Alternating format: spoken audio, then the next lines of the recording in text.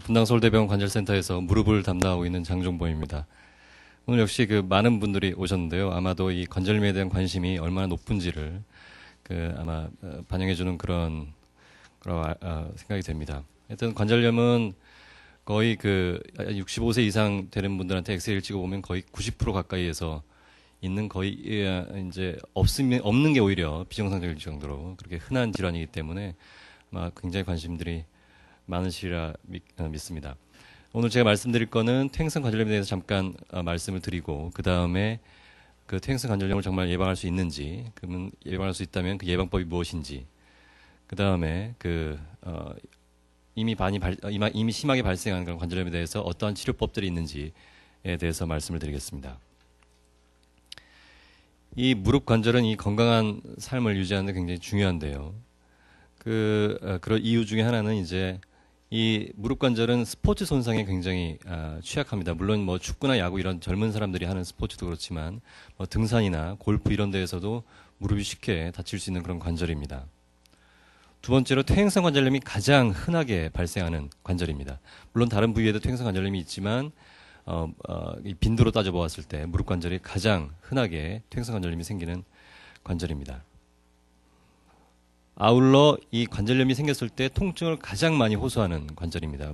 이 고관절이나 뭐 손가락 관절 이런 데도 관절염이 생길 수 있지만 똑같은 정도의 관절염이 생겼을 때 가장 심한 통증을 유발하는 그런 관절입니다. 그래서 무릎의 퇴행성 관절염은 노년기에 어떤 삶의 질을 떨어뜨리는 가장 중요한 요인이 됩니다. 그러면 왜 하필이면 이제 무릎이 그렇게 관절염이 심하냐? 이게 무릎은 하지 중앙에 위치하고 있기 때문에 여러분들이 길다란 막대기를 잡고 이렇게 부러뜨리면은 가운데가 부러지지 않습니까? 그런 것처럼 이 양축의 중앙에 있다는 것은 손상을 크게 받을 수가 있고 손상에 취약하다는 그런 취약한 위치가 됩니다. 그래서 그런 손상이 쉽게 받을 수 있고 어떤 체중이나 이런 거에 스트레스가 굉장히 많이 가해지기 때문에 그렇고, 또 두 번째는 우리나라의 생활 습관이 뭐 지금은 그래도 많이 이제 서구화 되었지만 화장실도 다 이렇게 쪼그려 앉아서 해야 됐고, 뭐 농사 같은 것들은 다 쪼그려 앉아서 이렇게 일들을 하고 이런 일들이 많고, 또 실제로 저희 뭐 식당이나 이런 데 가면 다 가부좌를 이렇게 많이 틀고 식사를 하시고 그러시죠. 그런 생활 습관이 이 무릎을 많이 구부리는 동작들은 무릎에 굉장히 스트레스가 많이 갑니다. 그래서 그런 우리나라의 생활 습관이 또 연관이 있습니다. 그 다음에 레저와 스포츠 활동이 증가하면서 이런 손상을 입을 수 있는 그런 환경들이 더 늘어나면서 그런 이유가 또 하나 돼 있고요. 또 무엇보다 이 평균 수명이 연장이 되면서 관절염이 걸릴 수 있는 빈도가 점점 이게 연세가 많아지시면 관절염이 늘어나죠. 그런 것처럼 그렇기 때문에 수명이 연장이 되는 것이 이런 무릎 때문에 고생하는 환자분들이 늘어나는 그런 대표적인 이유가 되겠습니다.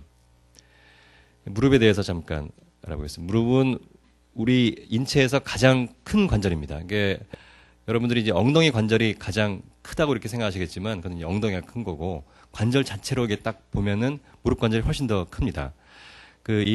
무릎 관절은 또 다리의 중앙에 있기 때문에 아까 말씀드린 것처럼 이 손상에 취약한 그런 관절이고, 보행을 할 때 항상 무릎부터 이렇게 먼저 나가죠. 시작을 할 때 항상 이 위험에 노출되고 항상 이렇게 외부에 쉽게 노출되어 있는 그런 관절입니다.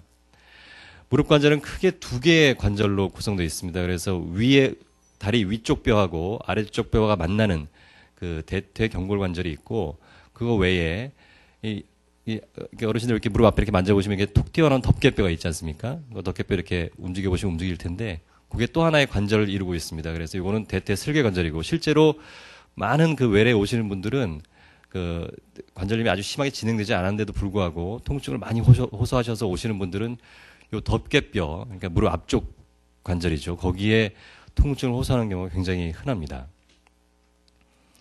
무릎 관절은, 이 엉덩이 관절은 이 볼앤 소켓이라고 그래가지고 이 둥그런 구에 동그란 이 공이 딱 박혀 있는 것처럼 아주 안정적인 그런 구조를 하고 있습니다. 그런데 무릎 관절은 테이블 위에 공이 올려져 있는 것처럼 굉장히 불안정한 구조를 하고 있습니다. 골 구조가. 그래서 주변에 있는 인대나 연골판 이런 다른 연부 조직들, 근육들 이런 것들이 이런 무릎의 안정성에 굉장히 커다란 기여를 하고 있습니다.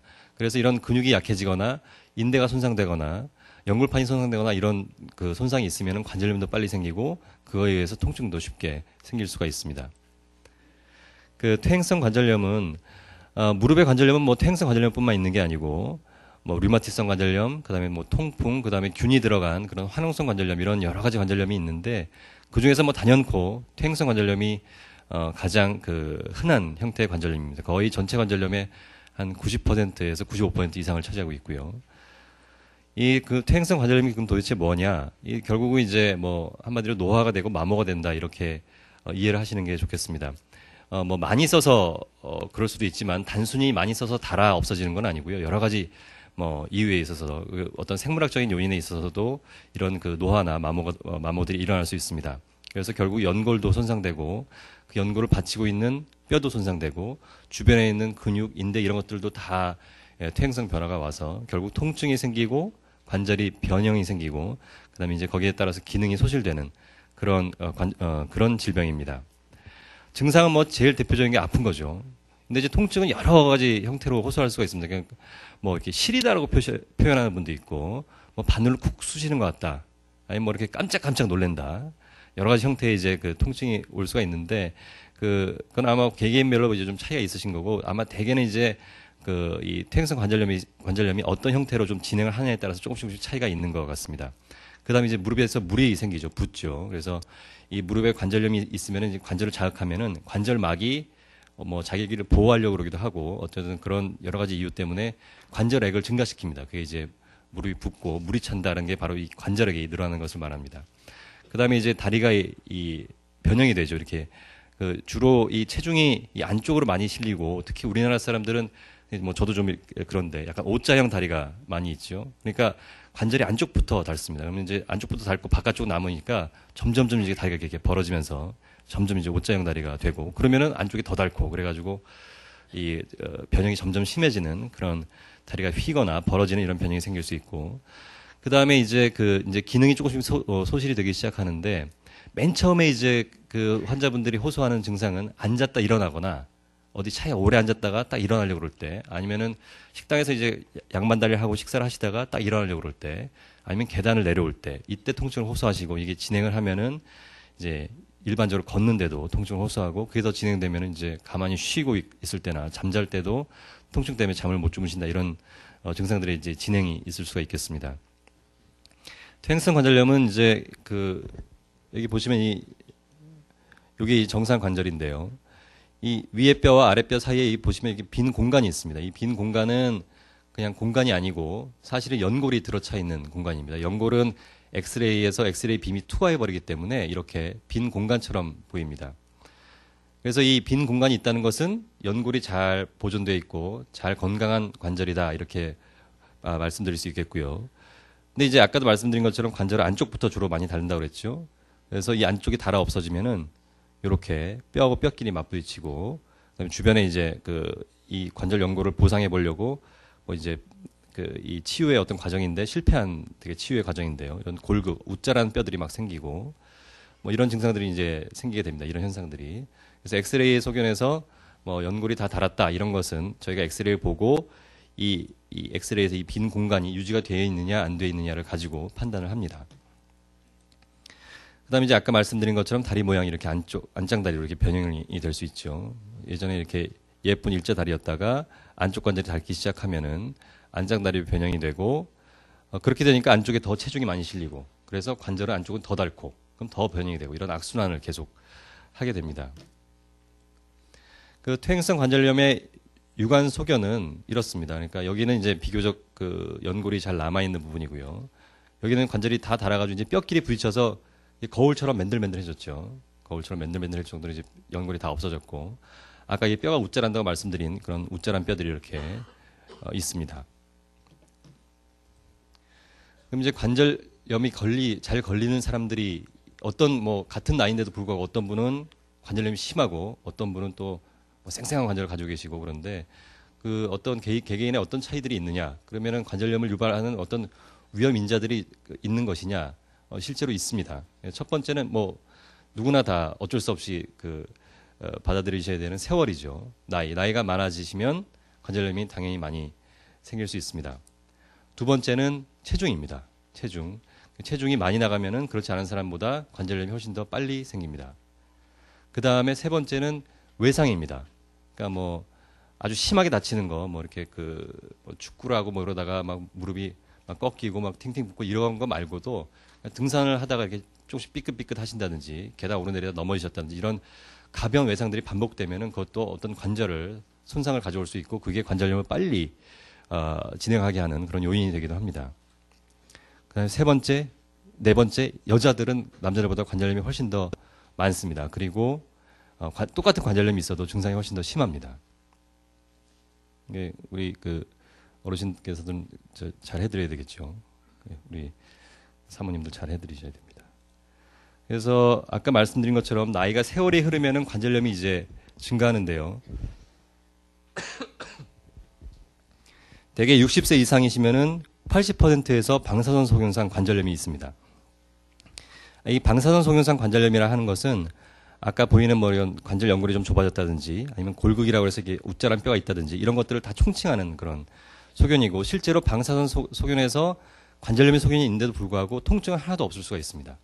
그래서 방사선 엑스레이가 반드시 증상하고 일치하진 않고 대개는 엑스레이가 먼저 선행을 하는 경우가 많습니다. 하나도 안 아픈데 엑스레이에서는 관절염이 있고 이런 경우가 많이 있는데요. 근데 75세가 이상이 되면은 80% 이상에서 이제 증상이 같이 동반이 됩니다. 75세 이상이 되면 거의 95% 이상 방사선 소견에서 방사선 소견에서 관절염이 있고요. 이제 80% 이상에서는 증상이 동반됩니다.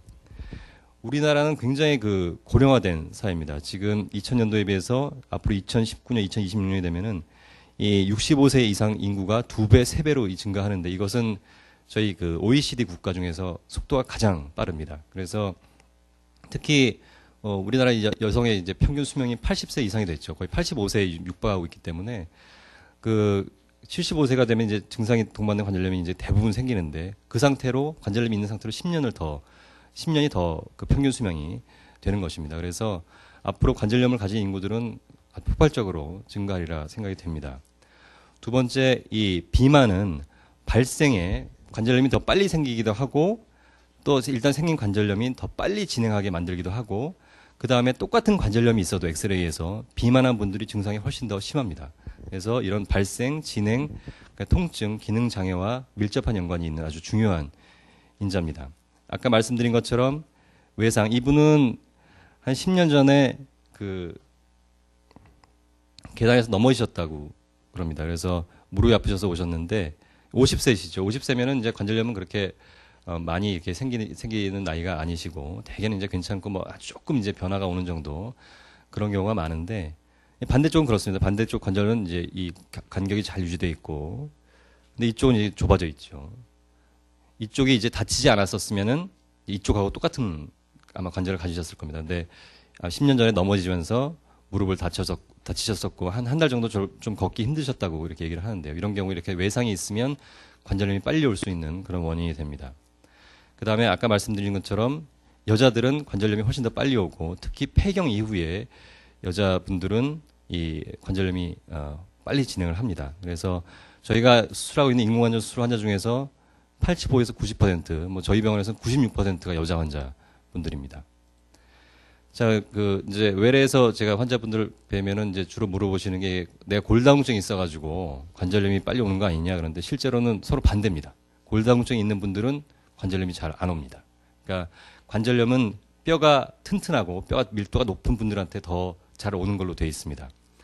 하지만 일단 골다공증이 있는 분들한테서 관절염이 생기면 뼈가 약하기 때문에 훨씬 더 빨리 진행하고 뼈도 훨씬 더 빨리 무너집니다. 그래서 골다공증은 관절염이 발생하는 거와는 연관이 없고 오히려 반대의 연관이 있지만 진행하는 거는 훨씬 더 빨리 진행할 수 있다는 점을 이렇게 알아두시면 되겠습니다. 자, 퇴행성 관절염의 예방에 대해서 자, 예방법은 크게 두 가지입니다. 제가 지금 관절에 가해지는 스트레스를 줄이거나 아니면은 관절이 똑같은 스트레스를 받았을 때 견디는 능력을 높이거나 그러니까 스트레스를 줄이거나 아니면은 관절의 스트레스에 견디는 능력을 높이거나 그러니까 둘 중에 하나를 하시면은 아니면 둘 다 하시면 더 좋겠죠. 예방을 할 수가 있습니다. 관절에 가해지는 스트레스를 줄이는 방법은 체중을 줄이는 거죠. 가장 쉬운 방법 그리고 가장 효과적인 방법 또 뭐 아마 가장 어려운 방법일 수도 있겠고요. 그래서 이상 체중을 유지하는 게 중요하고 그다음에 아까 말씀드린 그뭐 쪼그리고 앉거나 이런 계단을 많이 오르내린다든지 이런 관절에 해로운 동작들이나 자세를 피하시는 게 좋겠습니다.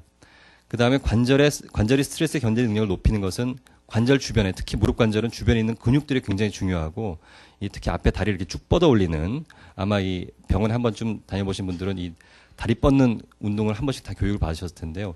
이 뻗는 요 근육은 우리 무릎에서는 보약 같은 그런 역할을 합니다. 그래서 요 근육을 튼튼하게 만드는, 아니면 뭐 무릎 주변에 다른 근육이라도 튼튼하게 만드는 그런 운동들을 규칙적으로 하시면은 되겠습니다. 그래서 요 두 가지, 스트레스를 줄이거나 스트레스에 견디는 능력을 높이거나 하는 방법을 쓰시면은 예방할 수가 있겠습니다. 그래서 첫 번째, 체중 조절.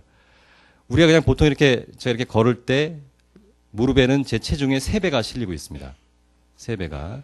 제가 계단을 내려가면 8배. 내려가면 요 순간엔 8배가 실립니다. 여기서 다시 올라올 때는 6배. 내려갈 때가 훨씬 더 체중이 많이 실리기 때문에 맨 처음에는 되게 내려갈 때 먼저 아파하십니다. 올라갈 땐 괜찮은데. 근데 쪼그려 앉았다 일어나면 그때는 순간적으로 17배가 체중이 실립니다. 무릎이 우리 몸에서는 제일 체중을 많이 받는 그런 관절입니다. 그래서 대개는 이제 일상적으로 이제 걸어 다니는 게 많으니까 1kg 체중이 무릎에는 3kg에 해당된다는 거. 그다음에 체중을 5kg만 감소시키면 관절염의 발생을 50%를 줄일 수가 있습니다. 그다음에 똑같은 관절염이 이미 발생을 했어도 체중을 줄이는 게 통증 감소나 기능 회복에 오히려 약을 먹는 것보다 더 효과적인 것으로 알려져 있습니다. 자, 그러면은 내가 이 표준 체중보다 더 살을 빼면은 관절염이 훨씬 더 늦게 오겠구나. 그렇지 않습니다. 체중이 저체중, 표준 체중보다 미달인 분들하고 표준 체중인 분들은 저희가 이번 성남시에 한 1000명을 대상으로 이렇게 조사를 해봤는데 차이가 없습니다. 차이가 없고, 대신 과체중, 비만인 분들과 표준 체중 분들과는 차이가 아주 유의하게 있습니다. 그래서 되게 표준 체중은 이제 뭐 여러 가지 계산하는 방법이 있지만, 자기 여러분들 키에서 100이나 한 105 정도를 빼면 한 160 정도 되는 여성분들은 한 60kg에서 55kg에서 60kg 정도, 그 정도가 표준 체중이 되겠습니다. 이렇게 말라서도 안 되고, 마른 경우에는 관절염뿐만 아니고, 관절염은 뭐 잘 안 걸릴 수 있겠지만, 표준 체중하고 똑같겠지만 다른 질병들에 잘 걸릴 수가 있겠죠. 너무 마른 것은. 이렇게 비만해서도 안 되겠습니다. 근데 체중 조절은 너무너무 힘든 일이죠. 저희가 환자분들한테 제 외래에서 살만 빼주면 다 된다고, 다음 외래 한 3개월 뒤에 오시면은 전혀 안 빠져 있죠. 대부분 그리고 체중 빼는 게 너무너무 힘들다고 이렇게 얘기를 하시는데, 사실은 약도 있고 여러 가지 방법들도 있지만, 실제로는 체중 조절에 입증된 방법은 다이어트를 하고 그다음에 운동을 하는 것입니다. 그래서 실제로 이제 유산소 운동도 체중 조절에 도움이 되지만, 근육 운동을 하는 것도, 이 근육이 늘어나면은 그 근육이 평소에도 이 열량을 많이 소모하기 때문에 그런 이 유산소 운동, 무산소 운동 다 체중 조절에 효과가 있는 것으로 되어 있습니다. 요 두 개를 같이 했을 때가 가장 효과가 좋은 것으로 알려져 있습니다. 그래서 그럼 어떤 운동을 하는 것이 좋으냐? 운동 중에서도 등산이나 이런 것들은 무릎에 가해지는 스트레스가 많기 때문에 무릎 관절염이 이미 많이 진행한 분들한테는 권장되지 않습니다. 그래서 관절염이 많이 진행된 분들이라도 이런 운동을 해야 되는데, 그 중에서 안전한 운동들은 걷기, 수영, 그다음에 물에서 하는 에어로빅 같은 거, 그다음에 실내 자전거, 이런 것들이 아주 좋은 운동이 되겠습니다. 아까 말씀드린 것처럼 스트레칭을 한다든지 근육 운동을 하는 것도 체중 조절을 한다든지 기능을 회복시키는데 굉장히 큰 도움이 될 수 있습니다. 생활 속에서 아까 말씀드린 것처럼 계단을 오르내린다든지, 쪼그려 앉고 무릎을 꿇는다든지, 급경사 산행을 이렇게 많이 하는 것은 관절염이 이미 많이 생긴 분들한테는 좋지 않은 동작들이고 관절에 스트레스가 많이 가기 때문에 피하시는 게 좋겠습니다. 아까 말씀드린 것처럼 걸을 때는 3배, 계단 오르내릴 때는 6배에서 8배, 쪼그려 앉았다가 일어날 때는 10배에서 15배, 심지어 17배까지도 실린다고 되어 있습니다. 자, 치료는 이 예방법이 가장 좋은 치료법입니다. 그리고 실제로 이미 관절염이 많이 진행이 되었어도 이런 운동이나 체중 조절, 생활 습관의 변화 같은 것들은 굉장히 약물 치료보다 훨씬 더 효과가 있습니다. 그래서 체중 감소 등 예방요법과 똑같이 치료법을 시행하시고요. 그 다음에 이제 집에서 간단하게 하실 수 있는 찜질 같은 것들은 이제 뜨거운 찜질과 차가운 찜질이 있는데, 되게 운동하기 전에 좀 뻑뻑하고 항상 좀 만성적으로 조금씩 아플 때는 따뜻한 찜질이 더 좋겠습니다. 하지만 운동하고 와서 갑자기 막 붓고 무릎이 많이 아프고 그럴 때는 뜨거운 찜질보다는 차가운 찜질이 훨씬 더 낫겠습니다. 대신 이제 찜질을 하실 때는 화상이나 동상에 걸리지 않게 너무 오래 하지 않도록, 그리고 얼음이나 이 뜨거운 것들을 바로 살갗에 대지 않도록 이렇게 주의를 하셔야 되겠습니다. 자, 약물 치료는 저희가 그 실제로 감기약으로 쓰고 있는 타이레놀, 이것도 관절염에 효과가 있다고 알려져 있습니다. 물론 이제 효과가 좀 떨어진다고 이렇게 보고한 데도 있고요. 대신 장점은 이제 부작용이 적다는 거. 그렇지만 간이 안 좋으신 분들한테는 타이레놀이 좀 해로울 수 있기 때문에 주의를 하셔야 됩니다. 여러분들이 이제 관절약이라고 얘기 많이 하시는 이 소염제죠. 비스테로이드성 소염제 굉장히 많은 종류가 있고, 초기나 중등도, 심지어는 뭐 고도 관절염에도 효과가 좀 어느 정도 있습니다. 문제는 이걸 오래 드시면은 위장장애가 생길 수 있고, 그 다음에 얼굴이 붓는다고 이렇게 호소하신 분들이 있는데, 이게 이제 콩팥에 영향을 주기 때문에 그렇습니다. 그래서 위와 콩팥에, 신장에 영향을 줄 수 있는 부작용들이 좀 있을 수 있습니다. 그래서 가장 심각한 부작용은 이제 위에서 출혈이 일어나는 겁니다. 이 점막이 벗겨져 가지고 드물긴 하지만 굉장히 위험한 그런 심각한 문제가 될 수 있고요. 그 외에 이 몸이 붓는다는 것은 이 콩팥에 영향을 줘서 물을 많이 흡수시키는 거거든요. 그러니까 혈관에 그 혈액 양이 많아지고 그래서 혈압이 올라갈 수가 있습니다. 대개 100분 정도 이렇게 드시면은 한 4명에서 5명 정도가 유의하게 혈압이 올라가는 걸로 되어 있고요. 그 외에 이제 과민성 반응 이런 것들이 좀 있을 수가 있습니다. 그래서 이 약을 그냥 어디서든 구해다가 그냥 너무 오래 드시는 게 별로 좋지가 않은데, 그 이유는 약을 너무 오래 드시면 오히려 교통사고에서 사망하는 확률보다 더 많은, 더 위험성이 있기 때문에 이 소염제를 너무 무턱대고 오래 많이 드시는 거는 좋지 않겠습니다. 관절염이 심하신데 난 약으로 그냥 버티시겠다. 그리고 근데 약을 끊을 수가 없다. 그럴 때는 수술을 하시는 게 차라리 나을 수가 있습니다. 그래서 소염제는 꼭 전문의의 처방을 받아서 쓰시고, 그 다음에 가능하면은 아프지 않을 때는 너무 장기적으로 드신 분들은 양을 최대한으로 줄여서 드실 수 있도록 그렇게 해야 되겠습니다. 글루코사민 굉장히 많이들 이제 드시는데요. 그 건강 보조제고 어떤 약품은 아닙니다. 그래서 어떤 관절염의 진행을 억제하는데 좀 도움이 된다라고 하는 증거들이 좀 있고요. 하지만 실제로 어떤 우리 사람들한테서 어떤 효과가 있는지에 대해서는 좀 이견이 있습니다. 단지 드시는 거는 괜찮은데, 당뇨가 있으시거나 천식이 있는 분들은 당을 더 올리거나 천식을 악화시킬 수가 있기 때문에 주의를 하시는 게 좋겠습니다. 그 다음에 연골주사 역시 증상 완화와 진행의 억제에 효과가 좀 보고되어 있고요. 하지만 효과의 정도에 대해서는 좀 논란이 있습니다. 한 100분 정도 이게 맞으시면은 한 2분에서 4분 정도는 막 좀 열이 난다든지 아니면 무릎이 더 아파지는 그런 부작용이 생길 수 있으니까 주의를 좀 하셔야 되겠습니다. 이런 약물 치료들은 전적으로 보조적인 수단이고, 이 개개인별로 약물에 대한 효과와 부작용이 제각각이기 때문에 관절염의 치료는 각각 이 개개인별로 맞춰서 해야 되고, 어떤 분이 약을 드셔봤더니 좋다더라 그래서 그게 꼭 자기한테 반드시 좋을 거라는 보장은 없으니까 꼭 동네 병이라든지 아니면 저희 병이라든지 이렇게 의사 선생님들하고 상의를 하신 다음에 투약을 하시는 게 좋겠습니다. 자, 수술적 치료는 크게 내시경으로 하는 거, 그 다음에 뼈를 쳐가지고 다리가 오자 다리를 똑바른 다리로 만드는 그런 절골술, 그 다음에 인공관절 치환술 이런 수술들이 있겠습니다. 관절경을 이용한 치료는 되게 심하지 않은 관절염에 돼 있고, 관절을 세척하거나 파열된 연골판을 제거하는 그런 이 시술을 하게 되는데요. 근본적으로는 관절염을 치료하는 게 아니고 그 증상을 완화시켜주는 데에 효과가 있기 때문에 이 아주 제한된 효과가 있습니다. 그래서 이 내시경 수술은 관절염이 있는 분들한테는 굉장히, 특히 이제 연골판 때문에 조금 아파하시는 것 같다라는 분들한테 효과가 있지만 그 외 분들한테는 크게 효과가 없을 수 있다는 그런 걸 좀 아셨으면 좋겠고요. 절골술은 아까 말씀드린 것처럼 이 다리가 오자가 다리가 되면은 체중이 안쪽으로 실리기 때문에, 또 안쪽에 더 관절이 많이 닳고 거기서 통증이 유발될 수 있기 때문에 뼈를 이 아래쪽에서 쳐가지고 오자 다리를 X자 다리로 이렇게 만드는 그런 수술입니다. 자기 관절을 그대로 보존할 수 있다는 장점이 있고요. 그다음 비교적 이제 젊은 분들, 인공관절 수술하기엔 좀 젊은 분들한테 주로 하는 시술이 되겠습니다. 인공관절 전치환술은 가장 성공적인 정형외과적 시술 중에 하나고, 이 무릎 통증을 감소시키거나 삶의 질을 향상시키는 데 굉장히 우수한 효과가 있습니다.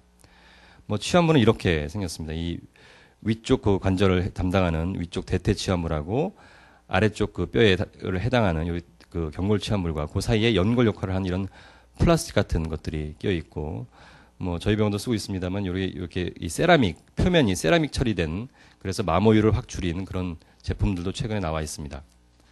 수술하는 방법은 뭐 뼈를 통째로 없애는 게 아니고 이 손상된 관절을 연골을 포함한 그 인접 골 조직을 이렇게 틀에 맞춰서 깎는 겁니다. 깎은 다음에 그 틀에 맞는 그런 기구들을 이렇게 삽입하고 그 사이에 이런 플라스틱으로 된 치아물을 끼워 넣으면은 이제 수술이 종료가 되겠습니다. 대개 이제 수술을 하게 되면은 뭐 수술의 가장 큰 목적은 이 통증을 감소시키는 큰 목적이지만 부수적으로 이렇게 다리 모양이 이제 정상적인 형태로 이상적인 형태로 이게 바뀌게 됩니다. 그래서 이런 O자형 다리가 수술하고 나면은 이렇게 이제 무릎이 딱 붙는 이런 곧은 다리가 되죠. 그래서 수술의 결과는 대개 이제 통증 감소와 삶의 질의 향상에 아주 우수한 효과를 나타내고요. 그 다음에 이 숙련도와 연관이 있고, 대개 그럼 이제 수명이 얼마나 되느냐? 대개 90에서 95% 이상에서 10에서 15년 이상 유지하는 것으로 되어 있습니다. 이제 대개 환자분들이 걱정하시는 게 이제 수술하고 나면 이제 뻗정다리가 되는 게 아니냐. 그 다음에 수술하면 굉장히 오랫동안 못 걷게 된다. 이렇게 얘기를 들으셨는데, 실제로 이 수술하기 전에 환자분들이 얼마나 증상이 심하냐와 좀 연관이 있습니다. 그러니까 거의 걷기 힘들고 그냥 집 밖으로 나가지 못하시는 분들은 실제로 회복하는데 상당한 시간이 걸립니다. 그 이유는 근육 같은 거 이런 것들이 굉장히 많이 퇴화되고 그렇기 때문에 그런 거고요. 뭐 굉장히 아프긴 아프고 불편하지만 뭐 못 나가고 그럴 정도 아니신 분들이 이제 수술 받으시면은 그런 분들 좀 회복이 빠르죠. 그래서 수술하기 전에 어떤 증상들과 상태와 연관이 많이 있습니다.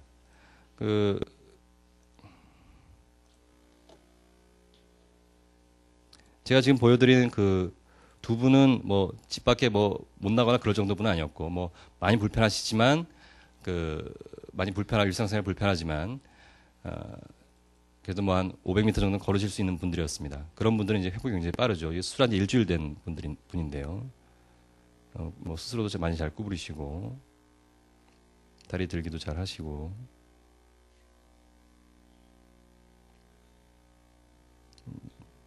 잘 걸으시죠. 되게 수술하기 전에 증상이 아주 심하지 않은 분들은 수술하고 나서 굉장히 빨리 걷습니다. 물론 이제 지금 대개는 수술하고 나서 한두 달 정도는 걸을 수 있어도 꼭 이 보조기구를 짚고 다니셔야 됩니다. 안 그러면은 넘어져서 고관절 같은 데가 부러질 수 있기 때문에. 요 두 번째 분은 이제 자기가 너무 뚱뚱해서 걱정이라고 이렇게 얘기를 많이 하셨던 분인데요. 수술하고 나서 닷새째입니다. 이게 뭐 다리 너무 높이 드셔가지고 제가 조금만 들려고. 대개 이렇게 지팡이 하나 좀 잡고 아니면은 이것보다는 좀 더 목발을 짚고 걸으시거나 워커를 짚고 걸으시는 게 더 낫겠죠.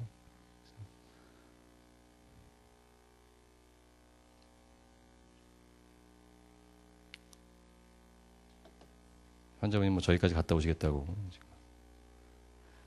대개는 그 수술하고 나서 수술하기 전에 증상이 너무너무 심하지 않은 분들은 대개는 수술하고 나서 뭐 보조기를 짚고 되게 잘 걸어 다니시고 되게 화장실 수술하고 다음날 정도에 가실 수 있고 그렇습니다.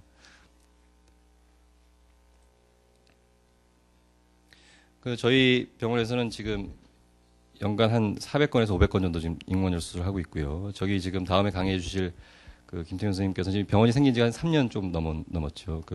작년 말에 수술 1000예를 돌파를 하셨고, 대개 수술 이후에 통증이 바로 없어지는 건 절대 아닙니다.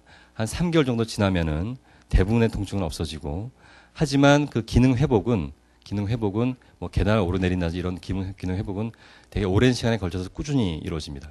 그 이유는 이제 오랫동안 다리가 많이 불편하고 그러면은 근육이나 인대들이 많이 이게 손상이 되어 있기 때문에 그런 것들이 이제 스스로 회복될 수 있는 그런 시간이 필요하기 때문에 그런 기능 회복은 천천히 이루어지게 됩니다.